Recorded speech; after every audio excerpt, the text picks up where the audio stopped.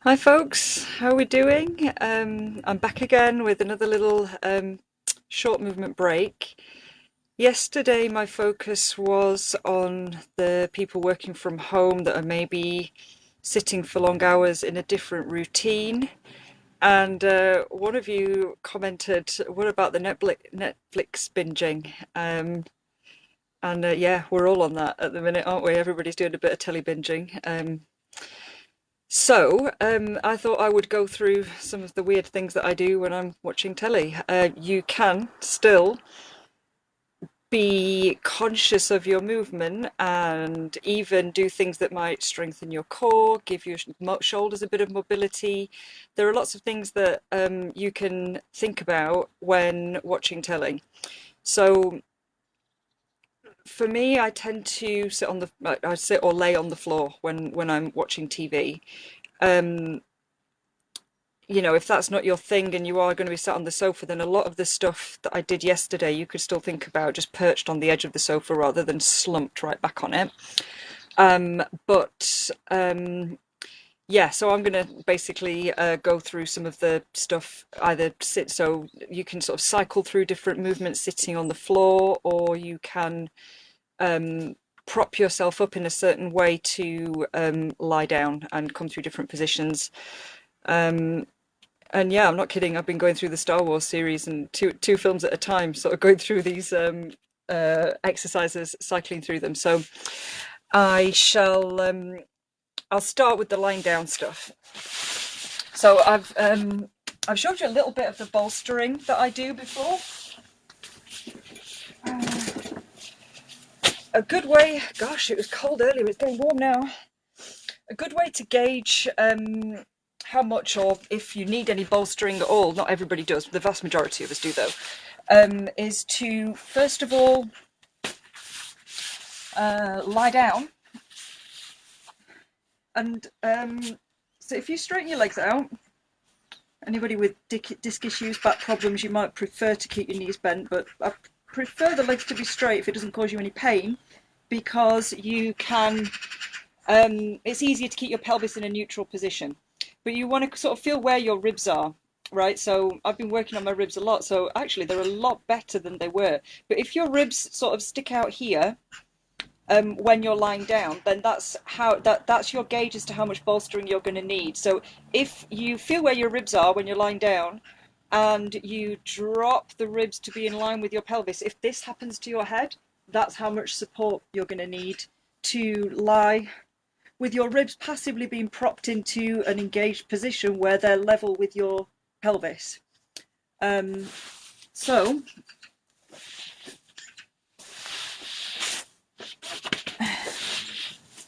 got a yoga bolster. I have talked about this before. You can use whatever you've got. It really doesn't matter. And bring whatever you're using, your cushion, your blocks, books, something off the sofa. But lie yourself down so that it's kind of mid shoulder blade kind of area, and you might need to adjust yourselves a little bit, wriggle a little bit until you find that your ribs are passively in line with your pelvis. Something a little bit extra for your head, because if I didn't have something for my head, well, actually, again, I've been working on it a lot, so it's not too bad, but if you might end up sort of still with your head thrown back here, so a little bit of something extra for the head, but also the extra height behind your head means that you can see the telly easier, right? So, if you've got your head propped up, your shoulders propped up a little bit, you're lying down, your spine is decompressing in this position. So I can quite easily see, well, if it wasn't for the sun reflecting on the screen, I'd quite easily be able to see the screen here in this position. So just laying here like this is a nice release for the back, for the mid back. Your psoas muscle attachments start at T12, which is the base of your rib cage. If you don't know what your psoas is, Google it. But dropping the ribs helps to release tension around the neck. It helps to passively stretch the back out, decompresses the spine, and you can quite easily watch TV like this. What I do find is that after quite a while, the pressure of the ground starts to feel a bit uncomfortable on the pelvis, and that's when I start adding in other movements. So again, we did a little bit of this the other day, where you can pull one leg in, and that provides a gentle compression in the front of the hips. You can gently press your leg into your hand as you use your arm's strength to pull the leg back so that your pelvis doesn't go anywhere. You don't want your arms to win and you don't want your leg to win, but you're kind of meeting that force to provide a little bit of contraction engagement there. And obviously you can do that on the other side. Be mindful of whether your pelvis has moved with you, so you're trying to keep the other leg relaxed and flat on the ground, and propping yourself up from the top will make that a lot easier for your hips and your lower back to relax. And then the twisting generally feels good. So you kind of bend your knees, take your pelvis to one side, straighten the inside leg, pick the other leg up and roll it over so that your foot lands on the ground. If you need something under your foot, you can have a stack of cushions there. All of this, I can quite easily see my imaginary TV in front of me, and this is how I watch films and, you know, binge watch the series when it's time to switch off. I'm focusing on how it feels in the ribs here as I breathe. I talked a little bit about this yesterday, but in a rotated position, if you bring your hand to your rib cage and feel that you allow your breath to fill your sides and your back whilst you're in this twisted position, it's going to enable those muscles in between your ribs to release and stretch a little bit. And then we can come on to the other side. You can hold these positions for as long as you feel is appropriate. So when your body says you've had enough, shift and change and do something different. But yeah, the purpose of scooting my hips to the side is so that once I've taken my leg up and over, my pelvis is sort of stacked on its side. And the propping behind me helps my shoulders to stay stacked. Flat, should I say, not stacked. My shoulders aren't stacked. Can't believe how warm it's turned. It was freezing this morning. All right, and then I'm going to bring that leg back. The number 4 stretch is always good to do in this position, so you can do variations of it. So you can just cross one leg over the other. This one is slightly inconvenient for when you are Netflix binging, because my legs are sort of in the way of my screen when I do this one. But then you could always just, if you leave your... So I've got my right foot up. I'm going to leave my left foot in line with my hip. And my legs are in this sort of triangle position, and then I'm going to roll over to the side, and now I've got a nice clear view for the screen. So again, you're in a slightly rotated position. The pelvis not so much here, but I feel this a lot around the glutes and the hips.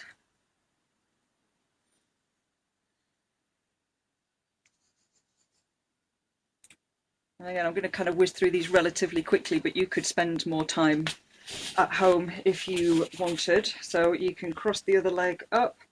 So again, if you wanted to, you can just come into this stretch, you know, your classic number 4 stretch where you sort of pick the legs up to give your glutes a stretch, but again, not super convenient for the Netflix binging, which is the focus of this little mini class. So I'm going to put my right foot down. I'm going to make sure it's in line with my hip.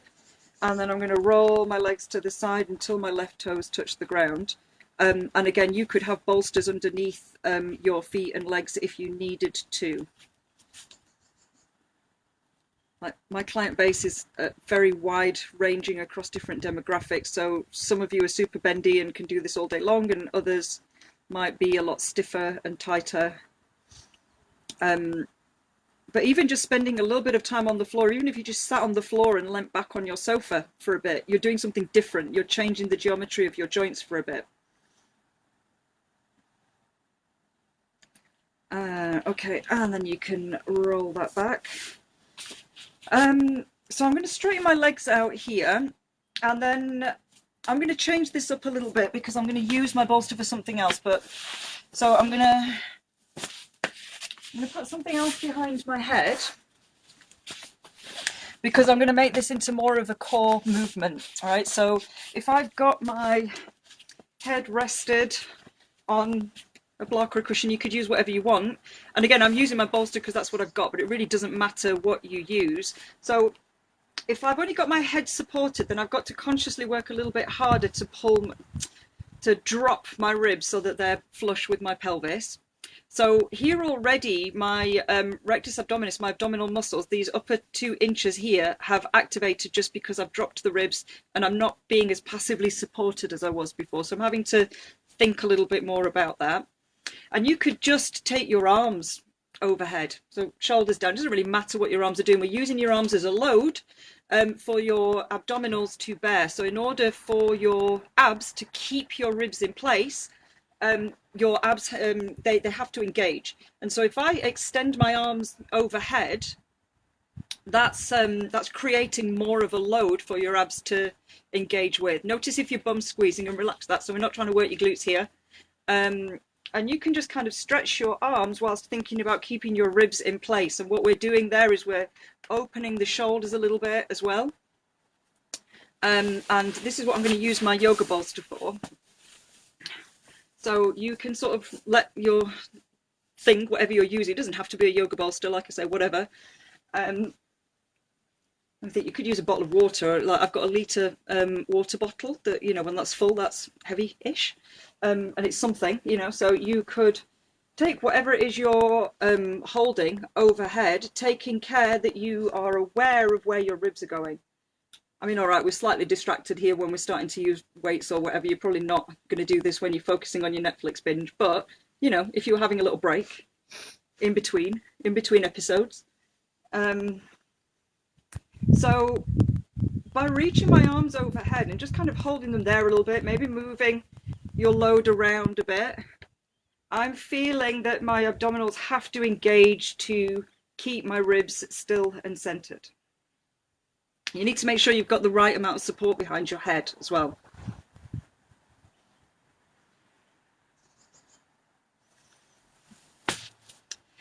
But yeah, so that's just an example of something you could be doing to think about your core whilst you're Netflix binging. Something else you can come into, hi folks, something else that you can think of is, well, how you're sitting to watch telly. So, you know, let's say you're not lying down, you come up and in between episodes you might have a bit of a stretch and a fidget. My body's called to it. I can't not. So, you know, if it's a weird concept, just try it, because you might start to crave it after a bit. But yeah, so let's say you come into a kneeling position for a second and you just kind of step one foot by your hand. And then here, press your hands into the ground, pull your shoulders back and push your tailbone up towards the ceiling. Shift and lean and sort of move in different positions. So what I'm doing here is I put one leg into a sort of deep squat position. A full deep squat is something that's not really available to a lot of us in the Western world, just because we don't tend to floor sit that much. But yes, moving your joints in those positions will still provide that sort of level of compression and blood flow and just general movement into these areas. So I'm going to step my other foot forwards, shoulders back, tailbone up. You can gently press your arm and leg into each other a little bit as well, and that's providing a slightly different compression. And you can just kind of fidget, wriggle around within that. Feel for where you're tight, feel for where you sort of need to spend a little bit more time. Another one of my favourites is to tuck the toes and just kind of let your hips shift back. Notice I'm not doing a child's pose. I'm just kind of letting my hips shift back, letting my weight shift side to side and forwards. So back, side to side, fidgeting. You can notice what your hands are doing as well. So do you have your arms straight, your hands drawn down to the ground? All of this stuff doesn't have to take ages. It can be a little 5-minute break in between your Netflix binging. And then I'm going to come down onto my elbows. Make sure that you're keeping your pelvis neutral. You're not letting your ribs collapse or sink. You're keeping your ribs in line with your pelvis. You can have your hands together here. Elbows are at shoulder width, and you can just kind of let your weight rock back a little bit. If you want to, you can bend your arms to give your triceps a bit more of a stretch. And again, just kind of let your weight shift side to side. Quite a nice glute stretch. I use a bit of a modified pigeon for those of you that do yoga.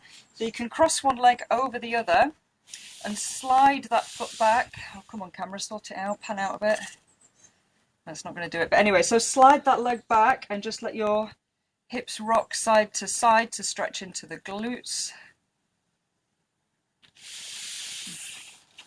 I'm going to do the other side. And again, you can spend a little bit longer on each of these stretches. I'm just kind of whizzing through them a bit.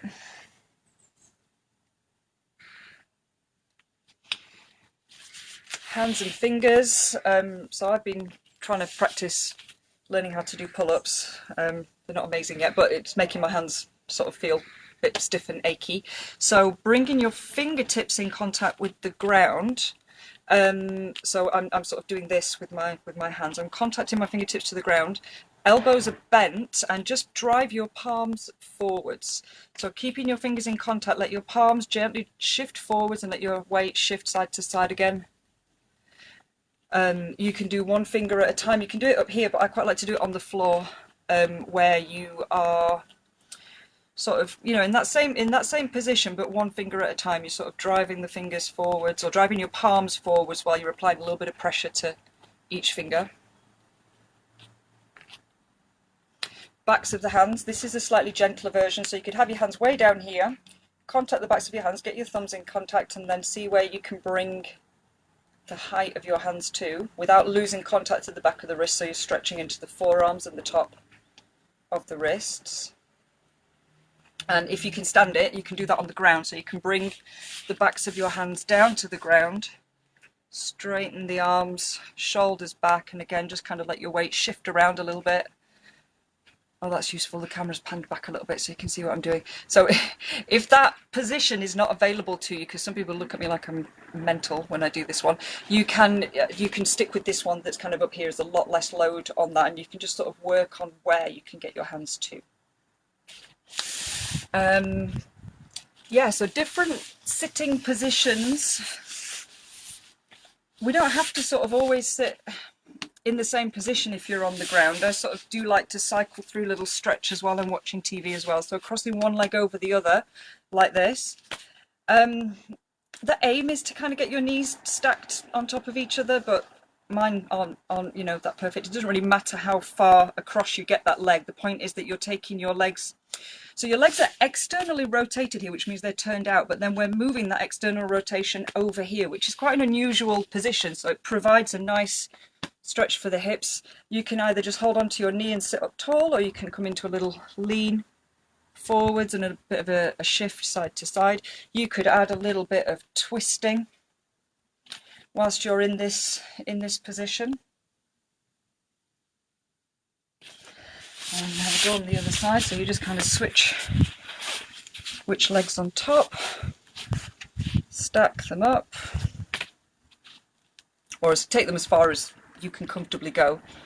I go less distance with my leg on this side because I've got, like, my left knee doesn't like that so much, so it doesn't really matter how far you take your legs into the position.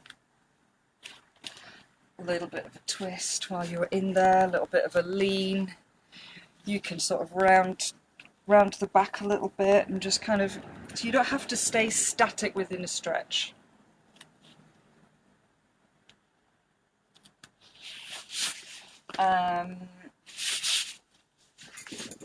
Wide leg sitting. So if you have one of these are great. You can use whatever you've got, block, bolster, cushions. Just put something underneath your bum because it makes it a little bit easier to sit in a neutral position. I quite like the half dome because it sort of tips your pelvis forwards. So you know, I quite like to sit with my legs out wide. If your hamstrings are really tight and you need to prop up a little bit more because sitting on your dome or sitting on the floor means your back is kind of rounded like that. That's less than ideal. Then put more stuff underneath your hips. It's absolutely fine.